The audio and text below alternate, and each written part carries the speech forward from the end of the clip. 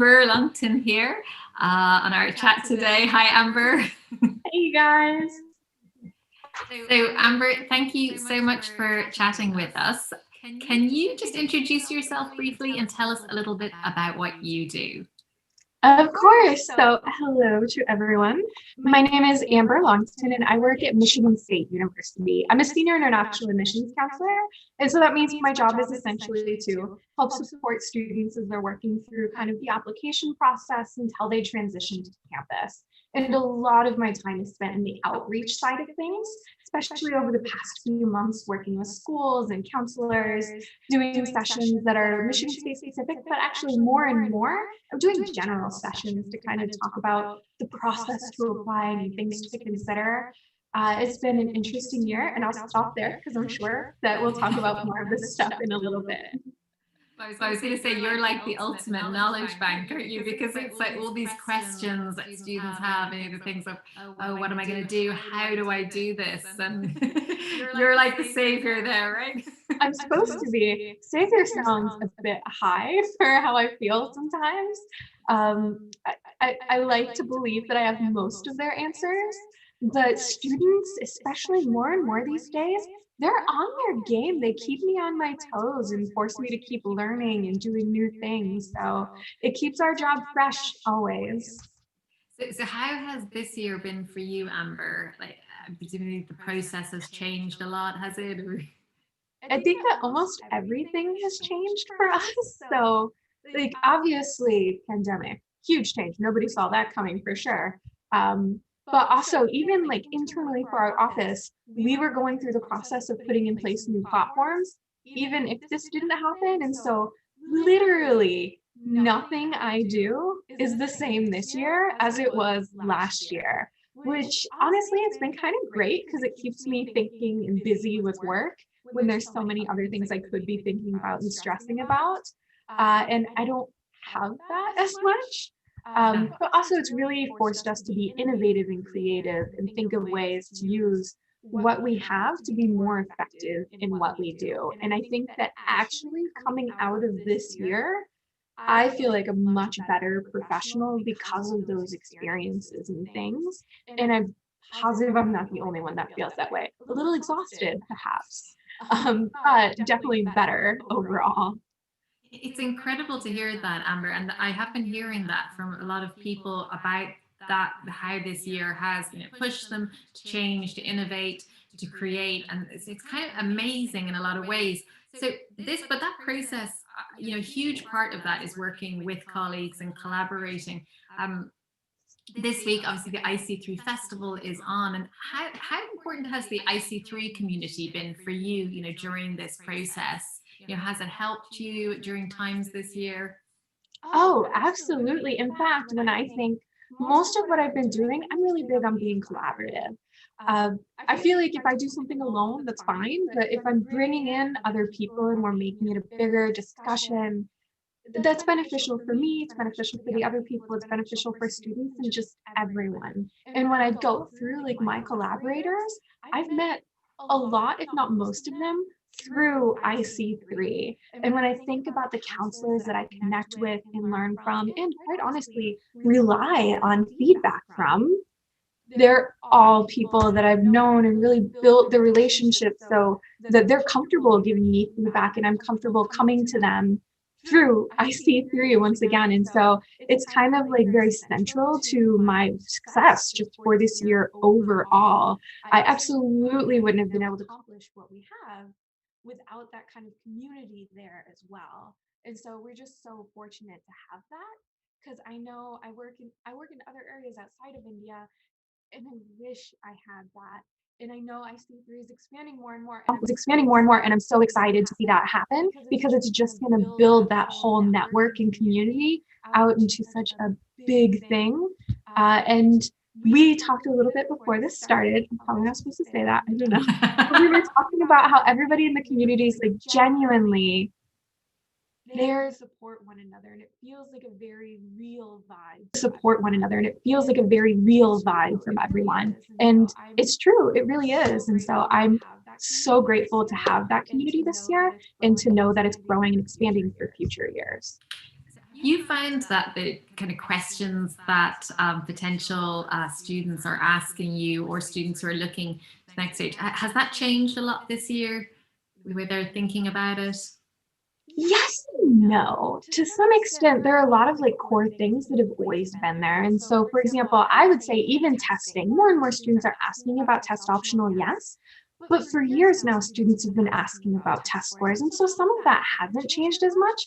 But what I have found is students who are really interested in institutions, they're home right now and they have the internet. And so they're doing so much more research into the questions and things that they're asking.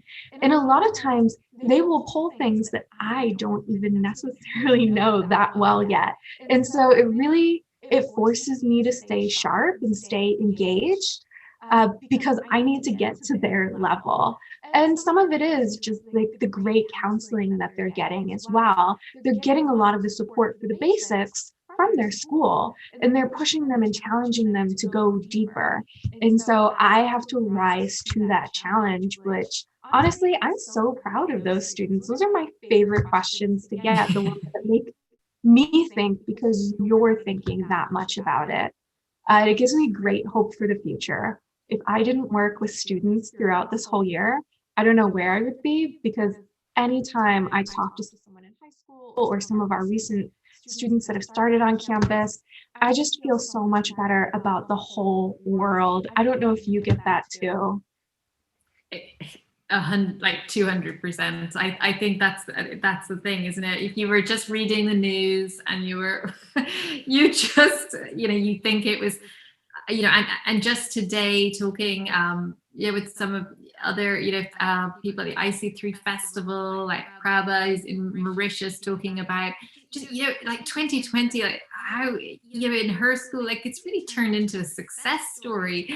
Like all the challenges have been kind of used to the advantage. Students that were maybe more challenged in a classroom setting now coming out of themselves.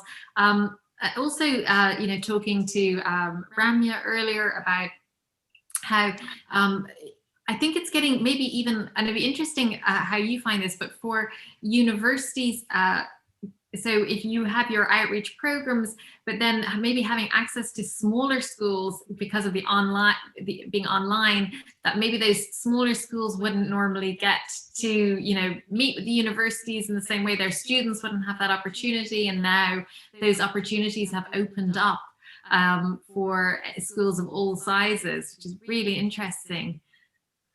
Absolutely. You've been talking to like the best people, it sounds like. Everybody that you mentioned. Absolutely true, though. I'm very fortunate. So Michigan State has always supported me in doing probably a larger amount of on-the-ground recruitment than a lot of schools get in terms of budget and time. And so I've been able to go to schools that maybe others haven't had that opportunity to do, but it's just as much about the geography as it is the size. And so I can go to schools in 5 or 6 different cities in one session, and they still get that same experience. And in a lot of cases, I find those group sessions where you're pulling in multiple schools, they're challenging the students at the other schools to think about things that they weren't thinking about before. The students are actually driving that conversation and the challenge to kind of exceed and go and excel and go beyond, which is also kind of cool because they would have never had that opportunity before. I do agree, though, broadly, it's definitely helped level the playing field a little bit for schools that maybe weren't getting traffic before, or maybe giving students access to things that they couldn't have. And also it gives them access to things outside of designated school times. Because normally I wouldn't be doing sessions in the evening, and so parents wouldn't be able to join. I'm doing them in the school during the day. But when we do that, we're taking students out of the classroom, which is kind of counterintuitive, because when we've taken them out of the classroom, we also tell them their academics are the most important part. And so that's a conflicting message if I ever heard one. And we know that parents and families are an important part of this process. And so by shifting it, it really helps the whole family get more involved. On the flip side, it also takes so much more from our counseling counterparts in the high schools. And so their complete schedule has been turned on its head. And I have so much respect for the work that they've done. I I worry about them because I don't know how sustainable it is long term to be able to do so much. And I feel like a lot of counselors have the weight of this future of their students on their shoulders, and that's a heavy burden to bear. But I think that working together, we can find ways to make this kind of model where we get to include more people in the conversation work into the future too, which is exciting for everyone. Yeah, I really get that feeling this week. Just part of how important this festival is around that recognition of counselors and the work they do. Because, like you're saying there, they've kind of been on the sharp end of this. With so many students sort of feeling like they're probably like their lives and their futures being at stake. That these counselors have just done incredible work throughout the year, and it's amazing that there is a festival for them. So that the rest of us can kind of acknowledge it and just and celebrate them. And the awards ceremonies on Friday, which is great, and the dance party. And I think it's just that whole part of what counselors had to go through in the last year, and just having some kind of a support community around that. It's really amazing. You touched on something else there that I find really interesting around when you were doing outreach to different schools, maybe at the same time, and that kind of learning experience from hearing other people in other schools ask questions. Because maybe it's a very different environment to yours. And I know that when I went through my school years, I remember thinking that. This was in Dublin, and I remember I was in an international school, so I had lots of people from different places. But I remember there was one American girl in the class, and she was very she just wasn't afraid to ask questions, and it was amazing for the rest of us because she would ask those questions that we all kind of wanted to ask, but maybe weren't feeling confident enough to ask, and she just say it, and you just learned so much. So I've always been such a big fan of just actually that learning experience by your peers as well, just by the questions that they ask as It's well. Because so important to have that one student in a session who opens the floodgates essentially and makes it comfortable and okay for everyone to ask questions. yeah. So if I could plant that student in every session and figure out who they are, I would absolutely do it. Absolutely. Yes. Amber, can I ask you what kind of inspired you to get involved in this line of work? When I was in college, I think I studied abroad. I know I studied abroad and I did a semester abroad. And when I was there, I learned so much about myself, about kind of the people around me. I made such great friends that we're still in touch today.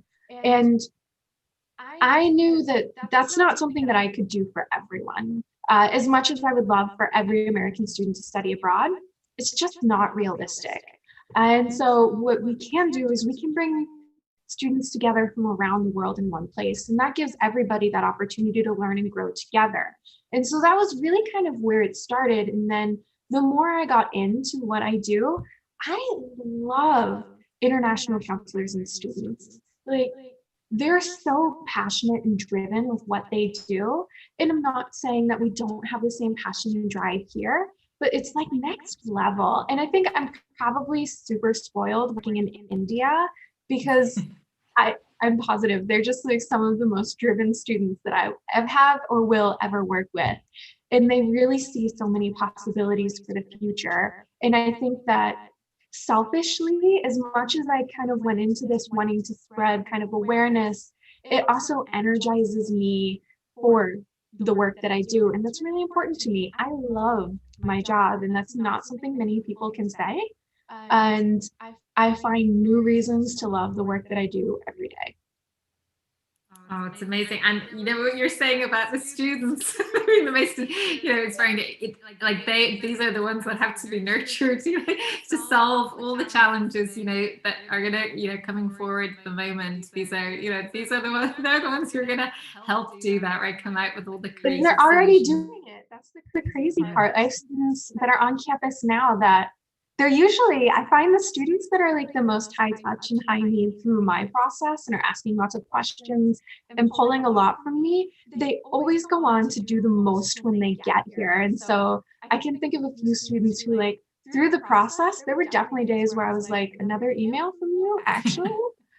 Really? What more questions can you have? But now they're on campus and they're changing policies and they're making things happen. They're serving on boards to decide the university's policy for COVID response in the future. And that makes every email worth it. It's amazing. So do you currently, so at your university, is there a big mix of students you're coming in online from around the world, or is it mainly in Michigan? Or? We are a state school, and so the bulk of our population is from Michigan originally. However, we're a big school too, and so we've got a population of around 50,000 students overall. And of that, around 12% are international, and we have about 140 different countries represented. And so there's still thousands of international students on our campus, even though we do have a lot of students from here. And so it's a good mix. And actually, Michigan's one of those states that I feel like flies under the radar. It's actually incredibly diverse. And so even our Michigan students, they've got all kinds of backgrounds, a lot of immigrant families who came here from outside and have settled here. And so it's a really interesting mix of people. I've worked at a few different universities in my career, I guess, so far. And I think that's something that stands out to me about the students here is they're just genuinely excited, enthusiastic students about kind of what they're doing. And obviously they're all into different things, but they're all very passionate about whatever they're doing. And we find that in our domestic students, our international students, and in the students that fall somewhere in between. And so it's a really good mix. That's fantastic. Oh, thank you so much, Amber, for coming on and chatting with us and sharing these stories. I have a couple of final questions I'd like to ask you, a bit of fun, if you might. So Amber, what do you think is the best invention of the last century, in the last 100 years? What do you think was the best invention? Last 100 years? Oh, that's stressful. It could be anything. It could be a piece of music. It could be an artwork. It could be It's such a big question. I mean, it depends on the day, but whoever came up with yoga pants and sweatshirts, that was probably in the last 100 years. And those are absolutely my favorite inventions right now. Forget the internet. Forget all those big things. The calling it was it like loungewear or I see there's lots of new names coming out of it. You just remind me, maybe I should ask you what Netflix show have you wasted hours on this year? That you're like thinking, why did I? We just finished the British Bake Off again, and I'll watch through them all again, just because it's like therapy to see everybody working together and so happy and supportive. And it stops me from baking and trying to eat what I make by seeing other people do it and the mess that comes from it. And so it serves multiple purposes. Really. Amber, can I ask you if you, obviously still very young, but if you had to go back to the beginning of your career, would there be one piece of advice that you would give Amber at that stage, that you kind of, one thing that you maybe think, oh, I would like to have known that, or if I was that age again, I'd say this to myself? I don't know that I would. I've done some weird things over the years. And I suppose I could have told myself to be more patient, perhaps, because things come with time. But by not being patient, I made opportunities for myself at the same time. And so who knows where I would have landed if I hadn't gone through that path. I worked in factories, I've sold timeshares, I've taught, I've done so much that I think all of those things add to who I am and how I do what I do now, that I don't know if I would want to discourage myself from doing any of it accidentally.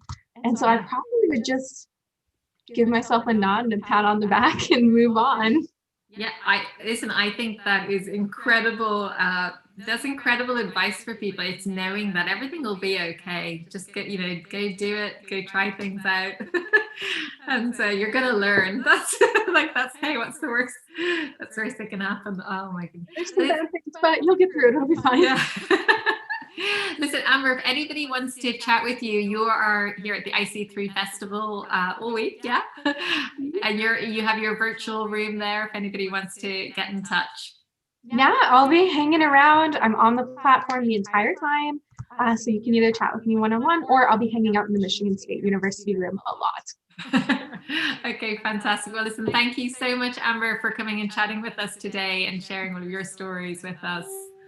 Thank you so much for having me. This has been so much fun. Yeah, likewise. Take care. We'll see you on the IC3 virtual